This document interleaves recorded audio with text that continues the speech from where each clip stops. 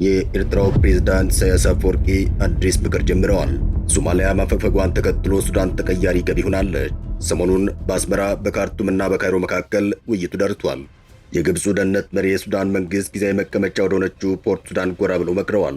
የሱዳን ተፋላሚው ጀነራል አብዱል ፈታህ አልቡርሃን ከፍተኛ የደህንነት ባለስልጣናቸውን ይዘው አስመራ በመሄድ ከፕሬዝዳንት ኢሳያስ አፈወርቂ ጋር ተነጋግረዋል። ቀደም ብሎ የነበረው ቀጠናዊ ህብረት የካይሮ አስመራ ሞቃዲሾ ነበር። በመሃል ሶማሊያ አመሰግናለሁ ሳትል በድንገት ጥፍ ብላ ሄዳለች። የሶማሊያ ድርጊት አልሲሲንም ኢሳያስንም አበሳጭቷል። አሁን ደግሞ ገና በጦርነት ውስጥ እየዳከረች ያለችው ሱዳን በካይሮና በአስመራ መካከል እየዳከረች ትገኛለች። የሰሞኑ ሩጫ ይህንን የሚያመላክት ሆኗል። የሱዳን የጦር ኃይሎች ጠቅላይ አዛዥ የፕሬዝዳንት ኢሳያስ አፈወርቂ ወዳጅ እንደሆኑ ይታወቃል። በሱዳን የተፋፋመ የእርስ በርስ ጦርነት ወቅት በርካታ ሀገራትና ቡድኖች ከሁለቱ የሱዳን ተፋላሚዎች የትኛውን ደግፍ በሚለው መወላወል ውስጥ ገብተው ነበር። የሱዳን ተፋላሚ ጀነራሎች አብዱል ፈታህ አልቡርሃንና የሱዳን ፈጥኖ ደራሽ አዛዥ ጀነራል መሐመድ ሐምዳን ዳጋሎ ናቸው። የፍልሚያው ሰሞን ሁለቱ ጀነራሎች በተለያዩ ጊዜያት ወደ አስመራ አምርተዋል። ከኢሳያስ ጋርም መክረዋል። በጊዜው ፕሬዝዳንት ኢሳያስ ከሁለቱም ሳይሆኑ ግልጽ አቋማቸውንም ሳያሳውቁ ሁለቱንም አነጋግረው ወደ ሱዳን ሸኝተዋል። በመሃል የሱዳን ፍልሚያ ቀጠለ። የሱዳን መደበኛ ጦር የተከፈተበት ጥቃት ድንገተኛ ስለነበር የዳጋሎን ፈጥኖ ደራሽ ጦር ሳይቋቋም ቀረ። ጦሩ ያደረጋቸው ብርቱ መከላከሎች ሁሉ በስኬት መደምደም አልቻሉም። እናም ትርፉ ሽሽት ብቻ ሆነ። በመሃል መደበኛው ጦር መዲናዋ ካርቱምን ሳይቀር ለቆ ለመውጣት ተገደደ። ጀነራል አብዱል ፈታህ አልቡርሃን ካርቱምን ለቀው የመንግስታቸው መቀመጫ የቀይ ባህር ዳርቻዋንና የወደብ ከተማዋን ፖርት ሱዳንን አደረጉ። ፖርት ሱዳን ቀይ ባህርን ተንተርሳ በምጽዋ አቅጣጫ ያለች የሱዳን የወደብ ከተማ ስትሆን ከካርቱም በበርካታ ኪሎ ሜትሮች ርቀት ትገኛለች። የዳጋሎን ፈጥኖ ደራሽ ኃይል ካርቱምን ከመቆጣጠር ባለፈ ወደ ፖርት ሱዳን ጭምር በማምራት አልቡርሃንን እግር በእግር ተከትሎ የማስወገድ ውጥንም ጭምር ይዞ ተነሳ። እናም ውጊያው ተጣጥፎ ቀጠለ። እንዲያውም ውጊያው ከካርቱም እየራቀ ወደ ሱዳን ምስራቃዊ አቅጣጫ ኢትዮጵያና ኤርትራ ድንበር ሊያመራ ይችላል የሚሉ ስጋቶችም መፈጠር ጀመሩ። በዚያ ወቅት ነበር ጀነራል አብዱል ፈታህ አልቡርሃን በድጋሜ ወደ አስመራ ያመሩት። ወደ ኢትዮጵያም ጎራ አሉ። የኤርትራ ጉዞ ዓላማም ጦርነቱ ወደ ኤርትራ ድንበር ጭምር ሊጠጋ የሚችልበት ዕድል እየሰፋ ነው በሚለው ጉዳይ ከፕሬዝዳንት ኢሳያስ ጋር ለመወያየት ነበር። በዚያ ወቅት ኢሳያስ ምላሻቸውን ሰጡ። ይህ ምላሽ የዳጋሎ ጦር ወደ ሰሜን ምዕራብ አቅጣጫ ከገሰገሰና በእኛ ድንበር አቅራቢያ ውጊያዎችን የሚያካሄድ ከሆነ ኤርትራ ይህንን ጦር የምትፋለም መሆኑ መታወቅ አለበት አሉ። ኢሳያስ በዚሁ ማብራሪያቸውም ገና ጦርነቱ ሳይጀምር ስለ ቀጣይ ጦርነት ዳጋሎ አስመራ በመጣ ጊዜ ነግሮ ነበር። እኔም አንተ ሰው ተው ይቅርብህ አርፈህ ተቀመጥ ብየው ነበር፣ የሚሰማ ሰው አይደለም፣ አልሰማኝም ሲሉ ነበር የተናገሩት። ፕሬዝዳንት ኢሳያስ ይህን የተናገሩት ከአልቡርሃን ጋር አስመራ ላይ በነበረው የቀደመ ውይይታቸው ወቅት ነበር። የሁለቱን ሰዎች የአስመራ ውይይትና የፕሬዝዳንት ኢሳያስ የተናገሯቸውን ዝርዝር ሐሳቦች በተመለከተ በጽሑፍ ያስነበበው የሱዳን ራዲዮ ዶጋን የነበረ መሆኑ ይታወሳል። እናም የዳጋሎን ጦር ወደ ኤርትራ አቅጣጫ ሊገሰግስ ነው የሚለው መረጃ ተከትሎም በሁለቱ ጀነራሎች ላይ ገለልተኛ መስለው የቆዩት ፕሬዝዳንት ኢሳያስ በመጨረሻ ኃይል አሰላለፋቸውን ከጀነራል አብዱል ፈታህ አልቡርሃን ጋር አደረጉ። እንደ ቻድ፣ ማዕከላዊ አፍሪካ ሪፐብሊክ፣ የተባበሩት አረብ ኤሚሬትስና በኋላም ኬንያ ድጋፋቸውን ለጀነራል ዳጋሎና ለጦራቸው አደረጉ። ግብፅና ኤርትራ በበኩላቸው ከጀነራል አብዱል ፈታህ አልቡርሃን ጋር አደረጉ። እንዲያውም የግብፅ አየር ኃይል የሱዳን መደበኛ ጦርን በመደገፍ በተወሰኑ አውደ ውጊያዎች ላይ ተሳትፏል በሚል በዳጋሎ በኩል ክስ ሲቀርብበት ቆይቷል። ኢሳያስ የአቋም ድጋፍ ከመስጠት ውጭ ጦራቸው በሱዳን እርስ በርስ ጦርነቱ ስለመሳተፉ እስካሁን ባለው ሁኔታ መረጃ የወጣ የለም። በኢትዮጵያ መንግስት በኩል በሱዳን የሁለት ዓመታት ፍልሚያ ውስጥ ከየትኛው ወገን ጋር ቆሟል የሚለውን በተመለከተ ይህ ነው ሊባል የሚችል የተብራራ መረጃ አልወጣም። ድጋፍን አለያም ተቃውሞን በተመለከተ ሁለቱ ተፋላሚ ኃይሎች የኢትዮጵያ መንግስት ስም ሲያነሱ ተሰምቶ አይታወቅም። በዚህ መሃል የጀነራል አብዱል ፈታህ አልቡርሃን የሱዳን መደበኛ ጦር ካርቱምን መቆጣጠር ቻለ።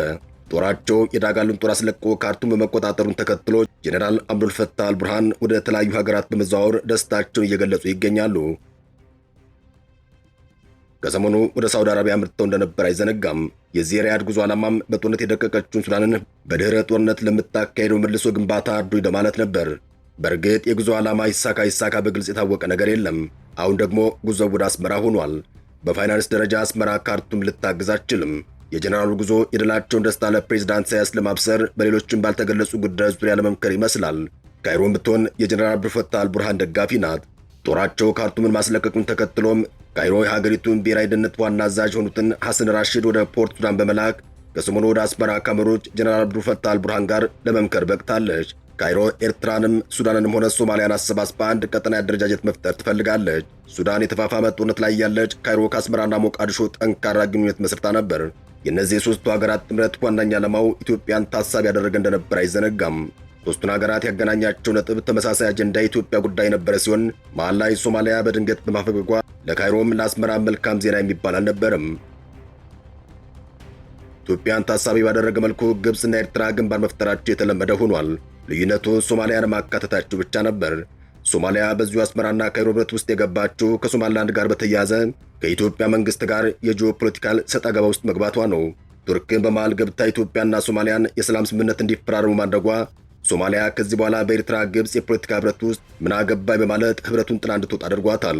በመጀመሪያ በነበረው የአስመራ ውይይት የሦስቱ ሀገራት የውጭ ጉዳይ ሚኒስትሮች ከአስመራ ካይሮ እየተመላለሱ በየጊዜው እንዲመክሩ የተያዘ ዕቅድም ነበር።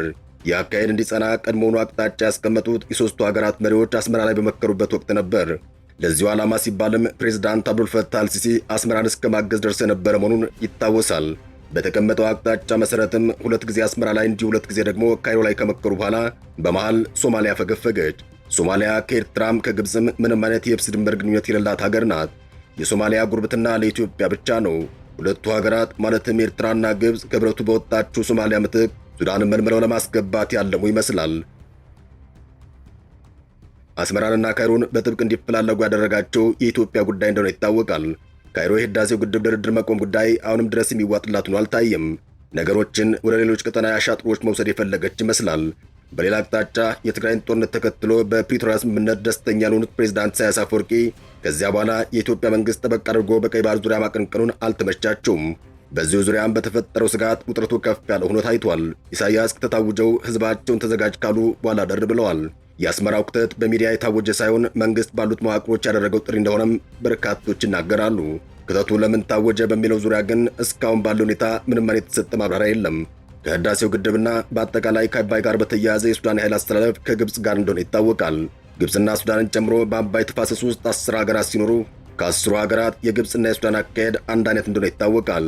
ኢትዮጵያ፣ ግብፅና ሱዳን በህዳሴው ግድብ ዙሪያ ለ10 ዓመታት ያክል ድርድር ሲያደርጉ የሱዳን አቋም የግብፅ አቋም እንደነበር ይታወቃል። አባይን በተመለከተ የሱዳንና የግብፅ አቋም የአንድ ሳንቲም ሁለት ገጽታ እንደሆነ ይታወቃል። ሆኖም በመሃል ሱዳን እርስ በርስ ጦርነት ውስጥ በመግባቷ በህዳሴው ግድብና በአጠቃላይ በአባይ ዙሪያ ካይሮ ያለ አጋር ብቻ እንድትቆም አድርጓት ቆይቷል። አሁን ግብፅ የሱዳንን የጦርነት ማገገም በጥብቅ ትፈልገዋለች። የምትፈልገውም ለራሷ ብሔራዊ ጥቅም ብቻ ነው። ግን ደግሞ ሱዳን በዚህ ሀገሪቱ የእርስ በርስ ጦርነት ማንም ያሸንፍ ማን ሀገሪቱ ደቃለች። አሁንም ቢሆን የአልቡርሃን ጦር ካርቱምን ተቆጣጠረ እንጂ ፍልሚያው እንደቀጠለ ይገኛል። ጀነራል መሐመድ ሐምዳን ዳጋሎ ካርቱምን የለቀቅነው ለታክቲክ ነው፣ በቅርቡ እንመለሳለን ሲሉ ዝተዋል። የዳጋሎን ጦር በዳርፉር አቅጣጫ ባለ ሰፊ ግዛት ራሱን እያዘጋጀ መሆኑ እየተነገረ ይገኛል። እናም በእንዲህ አይነቱ ባላለቀ የሀገር ውስጥ የፖለቲካው ጥንቅጥ ውስጥ የሚገኙት ጀነራል አብዱልፈታህ አልቡርሃን በቀጠናዊ የፖለቲካ የገመድ ጉተታ ዘለው ይገባሉ ተብሎ አይታሰብም። እሳቸው ሂሳባቸውን ሰርተው ይበጀኛል የሚለውን አቋም ሊይዙ የሚችሉ ቢሆንም የካይሮና የአስመራ ፍላጎት ግን ሰውየው ፈጥኖ ሶማሊያን በጎደለ እንዲሞሉ ነው። በድንገት እጥፍ ባለችው ሶማሊያ ፋንታ ሱዳን ትፈለጋለች። በኢትዮጵያ መንግስት በኩል ጠበቅ ተደርጎ የተያዘው የቀይ ባህር ጉዳይ ያልተመቻት ኤርትራ በቀይ ባህር ዙሪያ የሚገኙ ሀገራት ሰብሰብ እንዲሉ ጠንከር ያለ ፍላጎት እያሳየች ትገኛለች። ፕሬዝዳንቱ ከዚህ ቀደም ከአንድ ወር በፊት ሚኒስትራቸውን ደብዳቤ አስይዘው ሳውዲ ሪያድ ልከው እንደነበር አይዘነጋም። በቅርቡ አፍሪካን ኢንቴሊጀንስ እንዳስነበበው ከሆነ ፕሬዝዳንት ኢሳያስ 8 ሀገራት በአባልነት ያቀፈ የቀይ ባህር ሀገራት ምክር ቤት እንዲጠናከር ጥሪ አቅርበዋል። ዘገባው በዚህ የቀይ ባህር ካውንስል መጠናከር ላይ ብዙ ደንታ የማይሰጣቸው ኢሳያስ አሁን ግን ጽኑ ፍላጎት ከማሳየት ባለፈ ስብሰባ ጭምር እንዲጠራ እየወተወቱ ይገኛል ሲል አስታውቋል።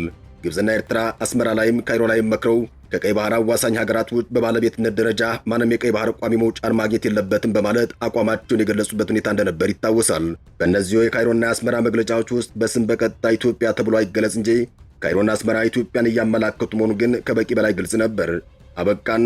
ሰናይ ጊዜን ተመኘን።